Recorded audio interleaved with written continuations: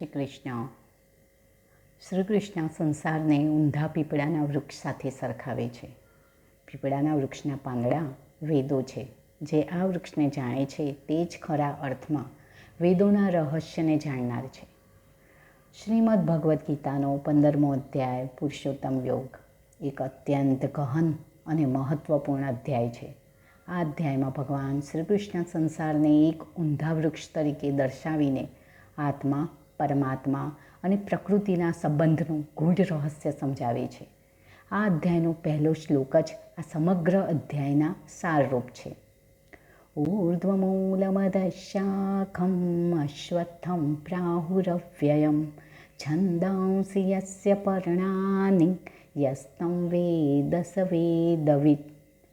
સરળ અર્થમાં ભગવાન સમજાવે છે કે જેનું મૂળ ઉપર છે, જેની શાખાઓ નીચે છે, તેવા આ અવિનાશી પીપળાના વૃક્ષને શાસ્ત્રોમાં વર્ણવવામાં આવ્યું છે. જેના પાંદડા વેદો છે. જે આ વૃક્ષને જાણે છે તે જ ખરા અર્થમાં વેદોના રહસ્યને જાણનાર છે. આ શ્લોક એક અત્યંત શક્તિશાળી રૂપક દ્વારા સંસારની પ્રકૃતિનું વર્ણન કરે છે. ભગવાન કૃષ્ણ સંસારને ઊંધા પીપળાના વૃક્ષ સાથે સરખાવે છે, જેનું મૂળ ઉપર છે અને શાખાઓ નીચે તરફ ફેલાયેલી છે. હવે પહેલાં જાણીશું કે ઊંધા વૃક્ષનું રહસ્ય શું છે. સામાન્ય રીતે વૃક્ષનું મૂળ જમીનમાં હોય છે અને શાખાઓ ઉપર તરફ ફેલાયેલી હોય છે, પરંતુ અહીં સંસારરૂપી વૃક્ષ ઊંધું છે.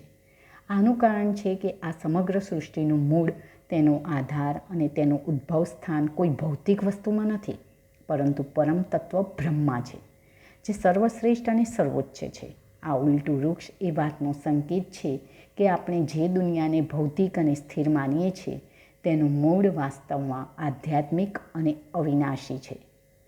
શાખાઓ અને પાંદડા. આ વૃક્ષની શાખાઓ નીચે તરફ ફેલાયેલી છે, જે આપણા આ સંસારના જુદા જુદા સ્વરૂપોને દર્શાવે છે. આ શાખાઓમાં દેવતાઓ, મનુષ્યો, પશુઓ અને અન્ય તમામ જીવોનો સમાવેશ થાય છે. આ શાખાઓ સત્વ, રજસ અને તમસ આ 3 ગુણો દ્વારા પોષાય છે, એટલે કે પોષણ મેળવે છે. એટલે કે તમામ જીવો આનામાંથી પોષણ મેળવે છે અને દરેક જીવને જુદા જુદા કર્મો અને ઈચ્છાઓ સાથે બાંધે છે. આ વૃક્ષના પાંદડાઓને વેદ તરીકે વર્ણવવામાં આવ્યા છે. આનો અર્થ એ છે કે વેદો જે ધર્મ અને કર્મકાંડનું જ્ઞાન આપે છે તે આ સંસારના જ્ઞાન સાથે સંબંધિત છે. પરંતુ માત્ર વેદોનો અભ્યાસ કરવાથી આખું સત્ય સમજી શકાતું નથી. સાચો વેદવેત્તા કોણ છે? તો શ્લોકના અંતિમ ભાગમાં કહેવામાં આવ્યું છે કે જે વ્યક્તિ આ ઊંધા વૃક્ષના રહસ્યને સમજે છે તે જ સાચો વેદવેત્તા છે. આનો અર્થ એ નથી કે જે વ્યક્તિઓએ વેદોને કંઠસ્થ કર્યો છે તે જ જ્ઞાની છે.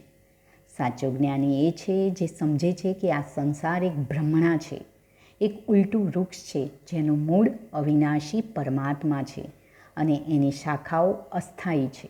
આ જ્ઞાન દ્વારા વ્યક્તિ સંસારના મોહમાંથી મુક્ત થઈ શકે છે. જય શ્રી કૃષ્ણ.